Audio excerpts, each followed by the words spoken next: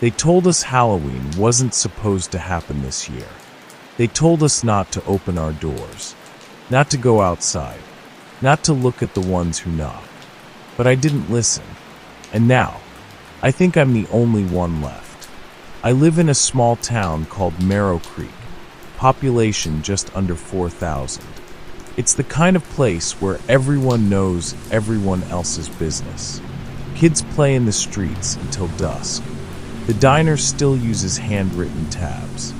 Nothing bad ever happens here, except once every 13 years. That's when the town shuts down Halloween completely. No decorations, no trick-or-treating, no costumes, no parties, nothing. They call it the quiet year. I always thought it was just an old superstition, a holdover from when the town was founded back in the 1800s. The older folks got real serious about it though. Shops closed early. Church bells rang before sunset.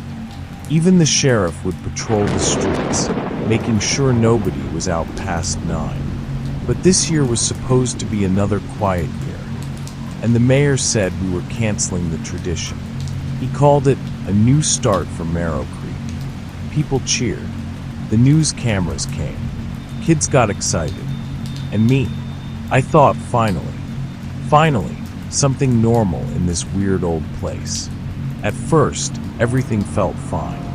Pumpkins lined every porch again. There were hay bales, orange lights, and the smell of caramel apples drifting from the diner. But little things started to feel off. The air got colder, too early in the season. The streetlights flickered more than usual, especially on Main Street. And then there were the posters. They showed up overnight. Taped to poles, stop signs, even church doors. Black paper. Red letters. They come when we forget. Nobody knew who put them up. The mayor called it a prank. But the older folks, the ones who'd lived through the last quiet year, they started locking their doors early again. Mrs. Dunley, the librarian, told me something strange one afternoon. She leaned over the counter, eyes wide, and whispered, 13 years ago, a boy disappeared. Halloween night. His parents left the porch light on. I asked her what happened to him. She didn't answer. She just said, the light attracts them. By October 30th, the town felt uneasy. Like everyone was pretending to be excited, but deep down, they were waiting for something bad. That night, as I was driving home from work, I saw something strange near the edge of town, where the cornfields meet the woods. A scarecrow. Nothing unusual about that, except it was moving. Its head jerked slightly as my headlights hit it, like it was turning to look at me. I told myself it was the wind. It had to be the wind. But when I glanced back in the rearview mirror, it wasn't there anymore. Halloween night came fast. The whole town was glowing orange. Lights, lanterns, bonfires. Kids ran door to door in costumes. It felt alive. For the first time in years, people weren't scared. Around 8:30, I was handing out candy when I noticed something odd. A group of kids I hadn't seen before. 4 of them, dressed in old-fashioned costumes. Like really old. Paper masks, straw hats, torn clothes. The tallest one wore what looked like a burlap sack over its head, stitched into a grin. They didn't say trick or treat. They just held out their bags. Their masks didn't move. They didn't speak. I laughed awkwardly and dropped candy in each bag. When I looked up, they were gone, like they'd never been there. A second later, the power went out. All across the street, lights flickered and died. The laughter stopped. And that's when the screaming started. I ran outside. The whole town was dark except for a few candles and windows. People were yelling. A woman was crying down the street.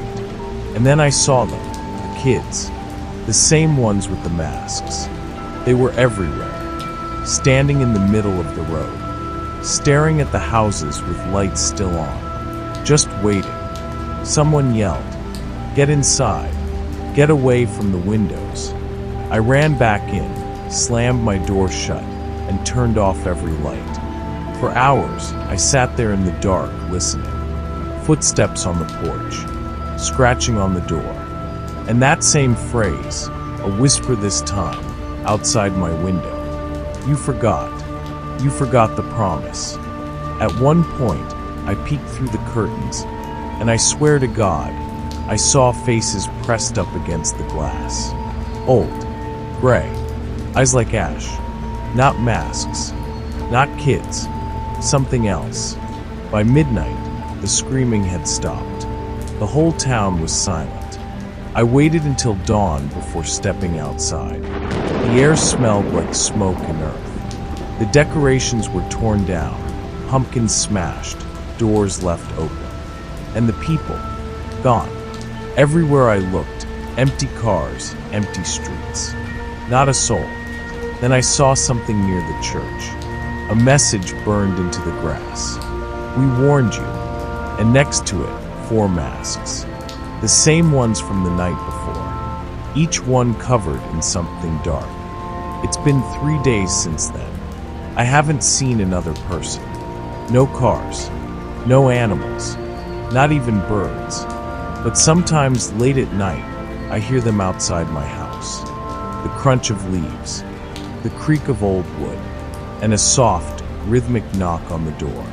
Tap, tap, tap. It's always 3 knocks. Then silence. I know I shouldn't open it, but tonight, the voice sounds familiar. It's my mother's. She's been dead for years. "Honey," she says softly through the wood. "It's safe now. You can come out." I press my ear to the door. Her voice sounds wet. Wrong. Too close. I whisper, "What happens if I do?" There's a pause. Then she says, "Then the quiet years can start again." And just before I pull away, I hear something else behind her voice. A chorus of whispers. Hundreds of them. 13 more years. 13 more years. The door handle turns. I step back, and the last thing I see before the light flickers out is a small paper mask sliding through the mail slot.